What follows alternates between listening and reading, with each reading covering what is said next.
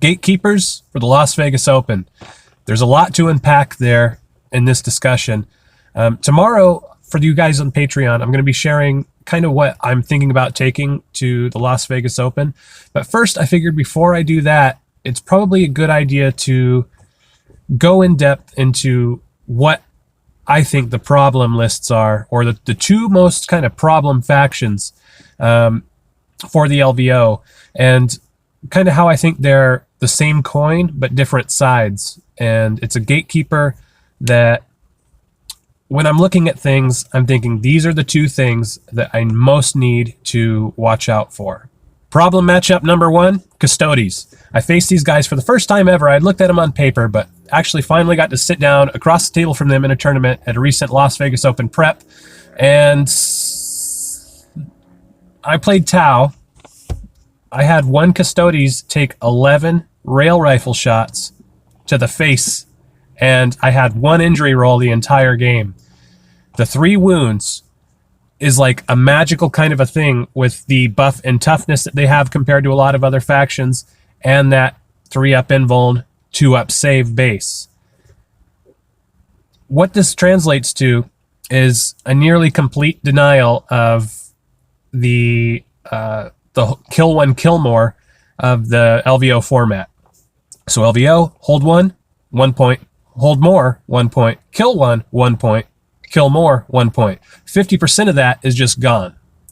And that's an issue that I'm kind of trying to work around. And so as I'm showing you my lists tomorrow that I'm kind of thinking about working around, that's kind of what to keep in mind there, is I'm trying to get past this, insane toughness, great save, and 3 wounds that just makes them unkillable. Now, I kind of think that for a lot of factions, you're just going to have to completely ignore that and go positional. An interesting thing about LVO that, as I've been looking at the secondaries and the free choice, the reason we harped on this for a long time to try and get this in the format is it's supposed to allow you to go positional if you need to in a hard way, because things like Custodes are going to deny kills, but also go killy when you need to for the second faction that I'm talking about today, for the opposite kind of reason, is that total denial of points. We don't want somebody, just because of who they faced, to suddenly be lower in the bracket after that match, even with a win, than somebody who is doing way better now just because they faced an opponent that gave more kills or allowed more positional play. So we know Custodes are not technically balanced in the format. The head playtester, Mike Brandt, has come out and said basically Custodes were a mandate. The folks at GW said, we want these in the game. And the points leveled at 33 points is just the minimum that would let them do 3 models in the kill team. So that was the only balance consideration. What points level gets us 3 of these models in a team? Just how much of a problem is that? Well, after the rail rifle fiasco at the last thing, I kind of thought, is that statistically normal? Should this be happening?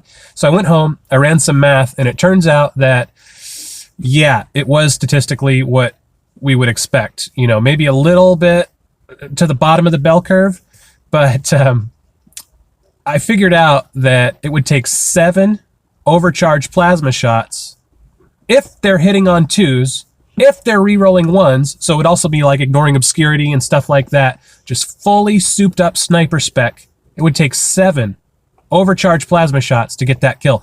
At that point, statistically, you've already killed your sniper spec because of the plasma.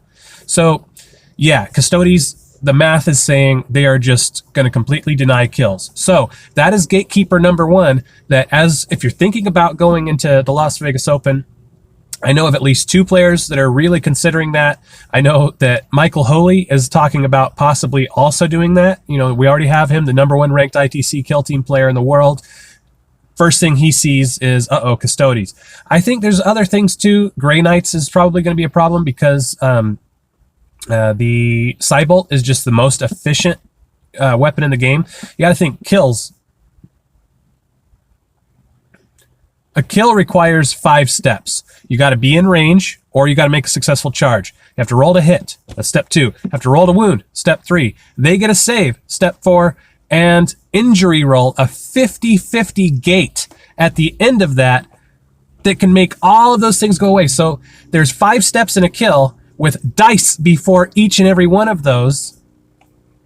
It's already hard to make kills. The moral of the story, the too long didn't read version, these guys are forcing you to go pure positional, even if you're elite. Even if you're playing a 6-man team, you need to be taking the positional. And the way that the format is on the secondaries, I think that it's possible to do that. A little bit of a secret that, I mean, it's not really a secret, but I recently found out I'll be writing the Bay Area Open packet. And I'm going to be doing a lot of changes to the secondaries for that. It's still going to be hold one, hold more, kill one, kill more. But I feel like an elite team needs to be able to score a positional with one model. And right now, I feel like there's not enough of a difference in the secondaries to really not be going positional because of custodies. I think that if it's move a model from point A to point B, that's only one condition, where a kill is 5, and picking up a token, for example, is a 6th. Or you have things like attrition, which is make 2 kills in a single phase. That's 10 conditions on there with the round cap on top. So it's an issue of efficiency is what I'm seeing. And this is kind of what's coming around here when I'm looking at custodies, when I'm thinking about LVO and what I'm going to take and things like that. Really, you still want to go positional. That's what's going to help you beat the custodies. Don't worry about killing. Take full positional secondaries. Assume the complete denial of kills. Even if you're killy, go positional anyway, because it's going to be less steps to score those points than it is if you're trying to kill and getting denied on top of that. It's bad secondary choices on top of a complete denial is not going to win you games. So go positional versus the custodies. Which leads to Gatekeeper number 2, which I said earlier is the same coin but different sides. There is a team, there's actually 2 things, and briefly I'll touch on Tau drone spam. The shield drone spam is still a possible thing, because if you're going to think to yourself, hey, I can't max kills in certain games, so I'm forced to go positional in my roster, why waste things on inefficient secondaries and things like that that might come up every now and then? Why not just go full positional and do that better than anybody else? Now, Tau drone spam does that. But looking to the future, there's talks about possibly nerfing that. Maybe we say, okay, only 15 models in the roster. Maybe only certain amounts of drones. There's a team that I'm talking about today, that I'm thinking about today, that's a Gatekeeper that gets past all of that, and that is Chaos Demons with the pink horror spam. At 125 points, you can take 12 pink horrors. That includes the leader, and that would include the instrument player, the horn blower, who's going to make your guys move really fast. And that's 60 potential models on the board because of splits, you know, counting the original 12 and then the guys that they make. Okay, the 2 pink or the 2 blue horrors and then the brimstone splits that come after that. 60 models can come from that original 12, and they're going to do positional better than anybody. So it's almost like the custodies, but the opposite, where they're almost able to completely deny positional points. The good thing there, you can go killy, you can take kill secondaries, and this is why free choice is so important. People debate me on this. No, I'm sorry, you guys. Anybody that doesn't think that free choice secondaries is a good thing isn't looking deep enough, because, for example, pods of 6 secondaries, what happens if you face custodies? Suddenly 50% of that's done. You're now on 3 things that require, 4 models to score for some of them, stuff like that. It's too inefficient. You're not going to be able to go and do well with any faction versus any faction, which is the way kill teams should be. Kill teams should be, I take what I want and do well with that. I like this faction. I like my Gene Stealer cult, so that's what I play. And I should legitimately be able to do well with that. And it's unfortunate, but the case right now, no. You're not going to go with just anything and do well against anything. You should be able to play killy if you want to. You should be able to play positional if you want to, like a horde. Like, how thematic is it to go against a massive blob of zombies and you only got 5 guys? That's so cool. The full board just full of like a swarm coming at you. That's so thematic. The problem is, what we found is that some of these things have become, if you're not playing it this way, you're wrong. And that's not a good game, in my opinion. However, Kill Team has the potential to be a great game. We just got to change the secondaries. The way things are at LVO, you have to assume going against Custodes, they're going to completely deny your kills. You have to adjust for that by going positional. Going against demons, they're going to completely deny your positional. You have to compensate for that by going kills, which is a good thing because the pink horror spam, they don't have the injury roll component. So you're taking away one of those steps, and it's a little bit more efficient to get those kill points. But they added +1 leadership to the all Tzeentch list in the LVO packet. So now if you take all pink horrors, instead of being LD7, it's going to be LD8. It's the best thing that could have happened to that list. I would rather have +1 LD with that list than one more Cybolt. Because you got to think, you're going to completely get kill one, kill more. I mean, you're going to get hold one, hold more. And then you have the most efficient kill or offensive ability, the Cybolt. It only has like 2 steps. Can you see them? Can you roll more than, 5 out of 36 odds or something like that? It's really good. And then you go on your injury roll. So you're going to get at least probably 2 kills from that statistically, a 50-50 odd here, a 50-50 odd there. And you're going to now survive to round 4, which was a problem for the demons with the pink horror spam. You'd try to max by round 3 and be done. Now, with that LD8, you're probably getting that 4th round because it's only now 5 out of 36 odds of a failure or something like that. No, it would be a little bit more than that, I think. Because there's 6 ways to roll a 7, 5 ways to... So it's a reduction of 5. 5 more dice combinations on that 2d6 that take away the break test from the demons. So those are the 2 things. If you're thinking about LVO or you're playing the LVO packet at the friendly game store, a local comp, a prep tourney, something like that, understand versus Custodes, you are completely denied kills usually, except for something I'm going to talk about tomorrow, one of the lists I'm thinking about, which I would still play positional, but I would hopefully be picking up that kill 1 or something in a turn. And then the demons, where you're going to get dominated by that bodies. You know, you get in combat, you kill them, they split. Now you were contesting. Now they're scoring because they have 2 bodies tier 1. If you're running anything other than pink horrors and the demons right now, I think you're playing an inefficient list. So that's the issue. Once people realize what this list can do in a format where the secondaries are not different enough to matter against that, we're going to see a problem. Like, yeah, okay, you're going to give up kill 1 and kill more every turn. Let's just assume that you're playing as demons. You know the other guy is probably going to kill stuff. He's going to get kill 1 and kill more because you're squishy. You know, you have that 4-up invuln, but you don't have the injury roll. And then your guys that split only have the 5-up invuln. So it's that degrading stat line. So you're going to give up kill 1, kill more. But let's look at what you're going to score. You have positionals that, because we need elites to be able to play positional versus Custodes, only take 1 model to score. So you could have 1 model, put them in reserves, drop them in the right spot in the enemy's DZ and within 1 inch of 2 board edges, and that 1 model is scoring 2 points per turn on secondaries. 1 model. And good luck removing him. Because you kill him, he's going to turn into 2 models. You kill that, that's going to turn into more models. And so what do you do to prevent against that? If you're playing as demons, you would put 2 pinks in reserve. So that's it. So that's 10 models that they're going to have to remove from their DZ. That the injury roll stops the sequence, basically, even if you have more weapons. If I go up with a frag cannon, I have 2d6 auto hits, all 12 hit, all 12 wounds. With the kill, all of the rest goes away. So let's say that first one kills you, would have 11 more wounds potentially. That's all gone. It doesn't go on the splits. So good luck getting those 2 pinks out of your back end.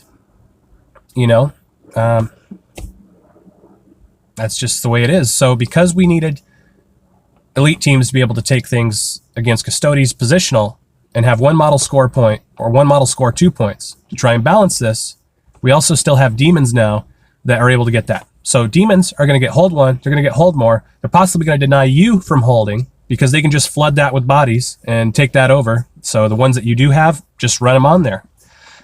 So hold 1, hold more, Cybolt for potentially kill more. But let's just, we'll take that away. We'll say, okay, it's a 50-50 roll. Maybe that doesn't go off. So hold one, hold more.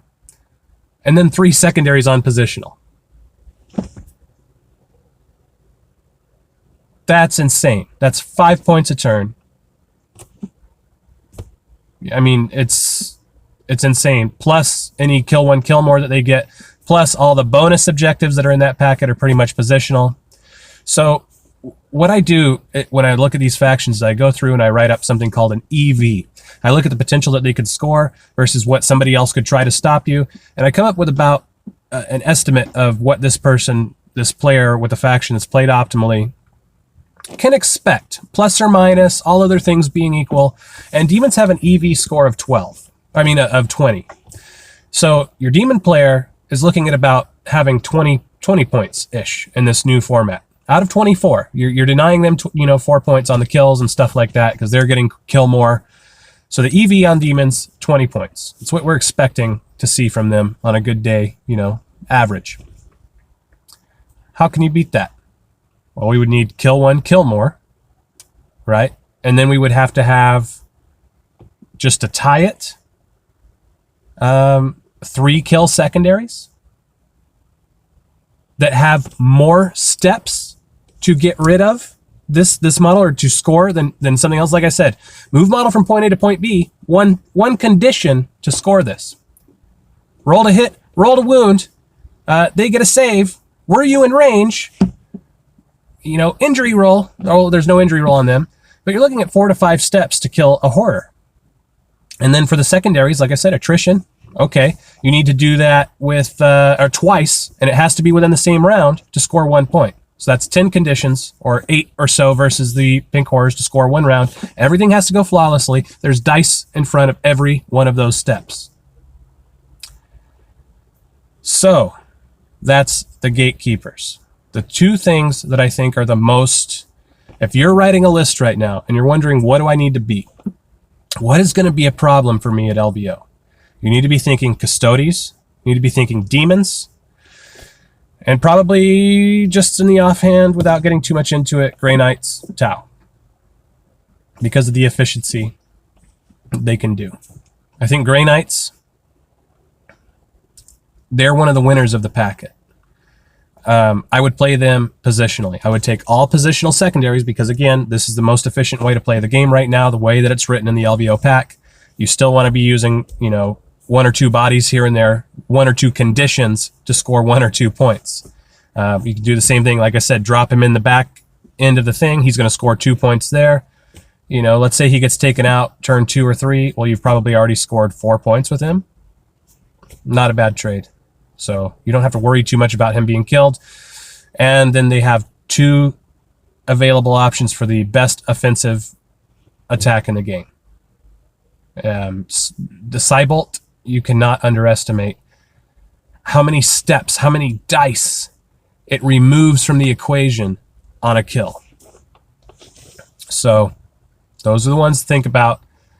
Tomorrow, for you patrons, I'm going to go behind the scenes, and I'm going to show you what I'm looking at just from what I have available to me. I think 4 teams is what I'm looking at right now, considering what do I take at the end of the month. And when I go there, I'm going to play a couple of them. I'm going to try and narrow from 4 teams down to 2. And when I go there, I'm going to try the pods on Friday. I'm going to do an AM pod and a PM pod, and I'm going to give each one of these a shot. Whatever 2 I decide, they'll get an actual pod at LVO to test this out before the GT on Saturday. Problem is, I have no idea which one it's going to be. And one of them I really want to take, I'm just going to say Cults now. I really want to take, even though I know it's not the most efficient build. I just want to give it a shot because it's something that I'm excited about. It's something that I've been kicking the idea around for a long time. So that's a problem. Like, I know I should just go with the more efficient option. But it's Cults. So that's it. Happy New Year's to you guys. I hope you have an amazing 2020. And I'll see you tomorrow.